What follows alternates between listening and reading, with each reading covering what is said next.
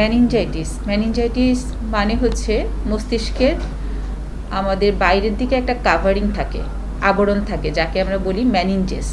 এই মেনিনজেসের প্রদাহকেই আমরা বলি মেনিনজাইটিস। তার মানে আমাদের ব্রেইনের চারদিকে যে কাভারিংটা আছে তাতে যদি কোনো ইনফ্লামেশন বা প্রদাহ হয় সেটাই হচ্ছে মেনিনজাইটিস। তবে সবচেয়ে বড় কথা হচ্ছে এই মেনিনজাইটিসটা শুধু মেনিনজেসের ভিতরেই যে সীমাবদ্ধ থাকে তা না, এখান থেকে এর পরবর্তীতে দেখা যায় যে ব্রেনকেই তারা আক্রান্ত করে। এই প্রদাহটা অনেক সময় ব্রেনে ছড়িয়ে যায় যদি আমাদের তাড়াতাড়ি করে রোগী আমাদের কাছে এসে না পৌঁছায়, তখন এই কন্ডিশনটাকে আমরা বলি মেনিনগো এনকেফ্যালাইটিস।